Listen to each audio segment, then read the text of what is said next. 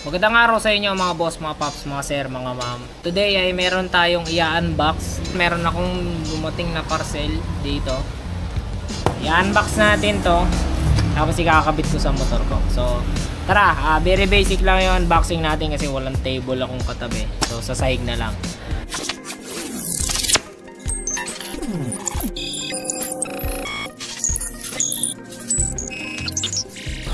So ito mga boss yung i-unbox natin.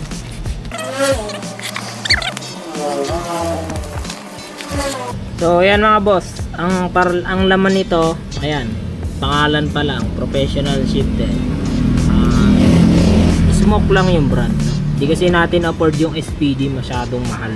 Pero halos kamukha to ng SPD na shifter para sa Winner X. Kulay white yata to eh.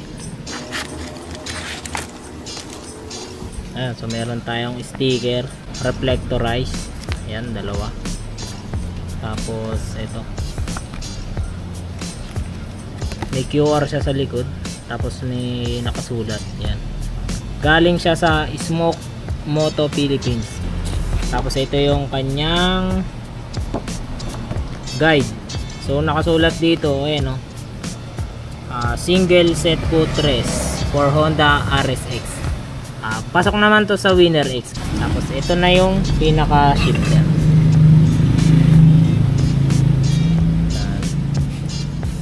Ito yung mga kasama: spring, bolts, nuts. Yan. Tapos ito mga spacer.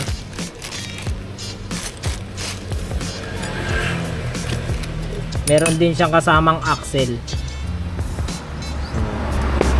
Ito sa cambio to eh. Ito yung sa shifter. So ito yung mag-a-adjust yung level niya.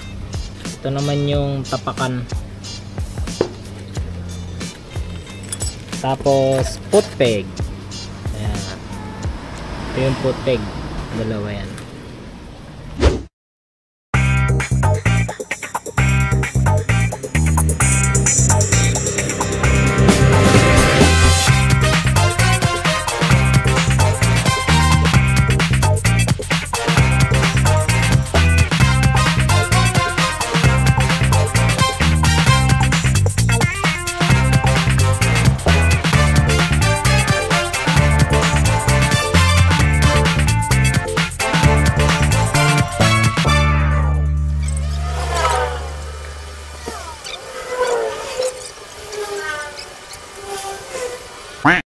So yun mga boss, ito na siya. Ito na yung sa may right part. Yan, ito na yung right part. Tapos ito naman yung sa left, sa may part ng shifter. Ngayon merong mga pyesa dito na hindi ko alam ano. Itong mga bolt na to, kung saan gagamitin, and then yung spring hanapin ko pa kung saan to ipapwesto. Pero ngayon bago ko siya ikabit, papakita ko muna sa inyo yung fitment ng paa ko sa stock foot peg bago ko isalpak tong shifter para meron kayong comparison. So ito yung itsura niya pagka stock lang yung foot peg. So position, upright pa siya. Ito yung binti ko, tanda. Yan. Same lang din naman yan sa kaliwa. So yan yung positioning. So mga boss, continuation nung installation natin ng shifter. So hindi ko na natapos yung pagbuo nito, hindi ko na talaga na videoan kasi inabot na rin ng gabi, wala nang makita din ano. Tapos puro grasa-grasa na yung kamay ko, naiilang ako hawakan yung camera ko, eh wala din naman magbibideo sa akin. So ito na siya, pakita ko sa inyo. Bumagay naman at nakakatuwa naman siya tingnan. Yan, ayan yung shifter. Oh, di ba? Ito yung sa left part. Ito yung ano niya, no? Bracket sa gear shift. Ayan. Ito naman yung sa kanan.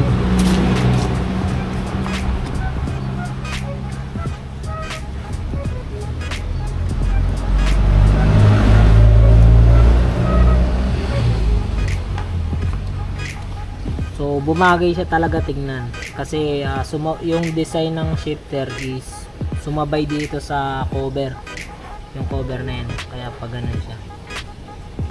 So ito mga boss, compare nyo na lang doon sa previous clip na naka-stock foot peg pa to na sinakyan ko. So ito may umatras siya ng konti, yung stock kasi nandito. Ayan. So itong rear shifter punta na dito, tapos umangat pa. So medyo bended yung ating paa. Pagdating naman dito sa upuan, doon sa stock na foot peg natin, eh, pwede ka pa umupo dito sa harap. Yan, pwede ka pa sumagat. Kasi nandito lang, upright position lang siya. So dito, kapag ka naman naka-shifter ka, tapos dito ka pa umupo, masyadong naka-bend yung tuhod mo. Ang gagawin ko dito, kung nag-shifter ka, i-maximize mo yung upo mo dito. Dito sa may parang pa-camel back ng upuan. Para hindi ka bend na bend. Gaya niya. Pero mas okay siya i-drive pag dito ka umupo, sakto. Tapos yung weight distribution ng motor, sakto lang din. So, yan. Kayo na mag-assess kung babagay ba yan sa inyo o hindi. Pero ako talaga, noon pa gusto ko mag-shifter dito sa motor na to para may pagka-sports yung dating niya. And ilang araw ko na din to nagamit. Parang mga 2 o 3 araw na rin ang nakalipas nung kinabit ko to. Bago ko to ginawa yung video na napapanood nyo. Kasi di tayo makasingit ng video. No? So yan, based naman sa paggamit ko itong nakarang 3 araw, okay naman siya. Sanayan lang din talaga. So yung iba sinasabi nakakangalay daw. Eh nakakangalay talaga. Pero kailangan syempre mag-adjust ka din. So ito palang shifter na to guys. Eh hindi siya totally plug and play. Kung nakita nyo yung video kanina, pinakita ko sa inyo. Akala nyo sinalpak ko lang yan, parang kinabit ko lang na ganyan yan, ano. So, hindi ko alam kung meron nang gumawa ng video na nagsasabi na ang shifter na para dito sa Winner X ay plug and play. And hindi ko rin sure kung merong shifter na nirelease na plug and play talaga. Kasi yung mga nakita natin, yung mga naka-RCB na shifter, may tinatabas sila sa mga kahan nila. So dito sa shifter na to, sa Smoke na itong brand na to, hindi siya totally plug and play. Kailangan mong magtabas, may tatabasin ka sa kaha mo. So yan, sinasabi ko sa inyo yung totoo, no. Baka may subscriber ako dyan na gusto rin magkabit ng pyesa na ganito pero ayaw magtabas ng kaha. So sana makonsider mo to at makapag-desisyon ka kung mag-shifter ka ba o hindi. Pero papakita ko sa inyo kung ano yung tinabas ko, no. Nagtabas man ako pero hindi siya ganun kahalata. Bago pala yun, sasabihin ko na rin pala yung mga insight ko dito sa shifter na to para talaga maging maayos yung pagdesisyon nyo sa pagbili ng ganitong klaseng shifter. Kasi merong ibang shifter na lumalabas eh. May Rapido, Rizoma, RCB, SPD, Smoke. So hindi ko alam kung ano pang shifter ang meron sa market, pero yun yung alam kong meron. Pero dito, kung ganitong klaseng shifter yung gusto nyo, panoorin nyo to para magkaroon kayo ng idea bago kayo bumili ng ganitong shifter. So ito yung right side ng motor natin, ano? Kasi ito yung prenoan. So dito sa battery cover, yan, kailangan nyo magtabas. Magtatabas kayo dito sa part na to para yung brake hose at banjo bolt nya sa loob is mag-fit siya, pumasok siya doon sa loob. Kasi guys, kasi pag hindi nyo tinabas to, ang mangyayari sa cover nyan is nakaluwa siya, hindi siya papasok ng maayos. So kailangan yung tabasin, pero hindi kayo magtatabas dito sa outer part. Ang tatabasin nyo yung nasa inner part, na which is kahit tignan nyo siya sa gilid, hindi siya halatang may tabas. Ayan o. So yan, mukha bang may tabas yan? Oh, diba hindi naman. Ang tatabasin nyo kasi is yung nasa loob na part. Ito. Yan, yung nasa loob na part. Dito lang naman, yung tatamaan lang naman ng brake hose na yan yung tatabasin nyo. Yun lang yung gagawin nyo sa right part na to. Yun lang yung tatabasin nyo. Pero meron akong sasabihin sa inyo na babawasan nyo rin. Kailangan nyo rin mag-adjust, at itong isa na to na ipapakita ko sa inyo baka palitan pa natin, o kaya naman i-disable na lang. Kung mapapansin nyo, yung brake master natin sa rear umangat siya, kaya umabot yung ulo niya dito sa taas, kaya umabot sa punto na kailangan magtabas para pumasok siya.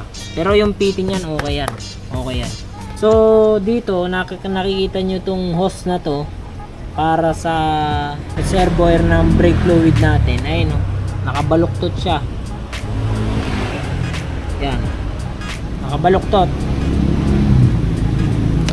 Ang gagawin nyo dyan, puputulan nyo lang tong goma na to kung wala naman kayong balak magpalit ng hose sa reservoir ng brake fluid at magpalit ng fluid tank.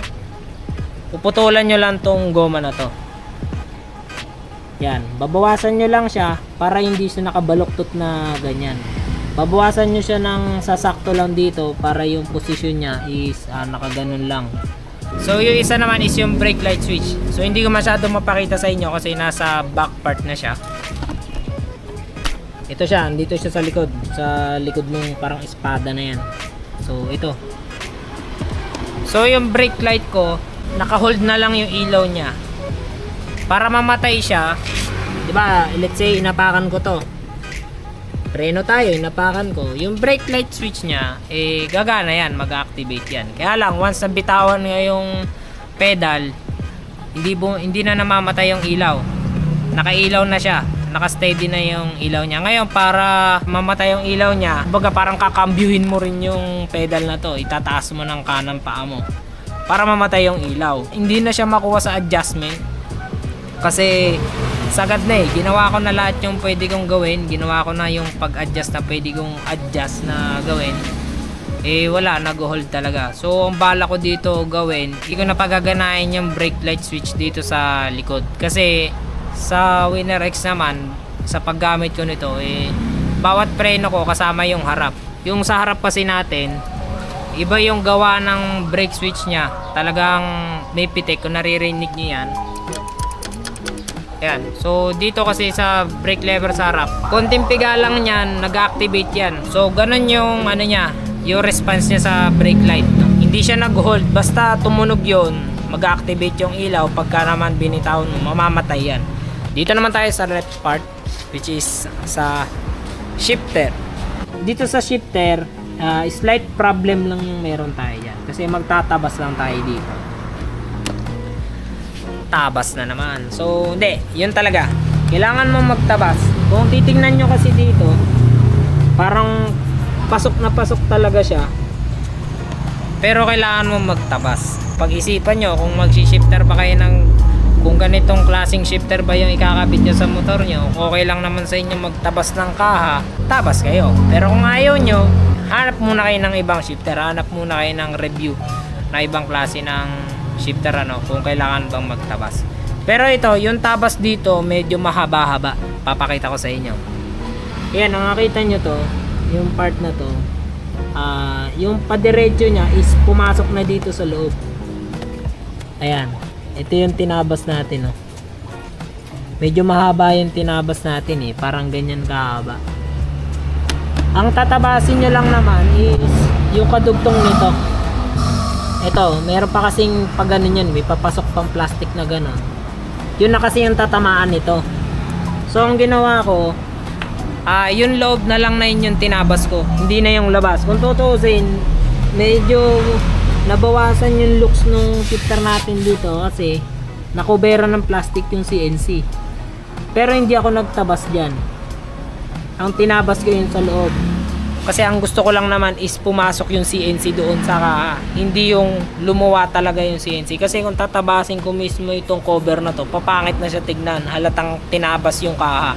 Pero yung tatabasin mo, hindi mo naman talaga siya mapapansin kung titignan mo lang siya sa side na to, kung hindi mo siya talaga tititigan o uusisain yung pagkakakabit ng shifter. Pero kung looks lang naman, ayan, mukha bang tinabas, di ba? Hindi naman, parang dun lang sa kaliwa. Ang maganda dito sa left side, wala ka ng problema. Yan lang talaga. Pero bukod doon, wala na. Sa right part lang talaga napakaraming gagawin. Tapos, ang nangyari pa dito guys, di ba ang standard shifting natin is 1 down, 5 up. So, ganun yung standard na shifting ng Winner X. Ganun yung stock. Yan. Nung kinabit ko to, ganyan yung placement ng bracket dito sa pinaka-shifting na axle. Yan. Ang naging rotation naman ng shifter niya is 1 up, 5 down. So parang naka GP shifting tayo, which is yun din yung gusto ko mangyari, yung GP shifting ano. Mas maginhawa kasi guys yung nagdadagdag tayo ng gear na dinidiinan lang natin kaysa yung sinisikwat pa natin pataas.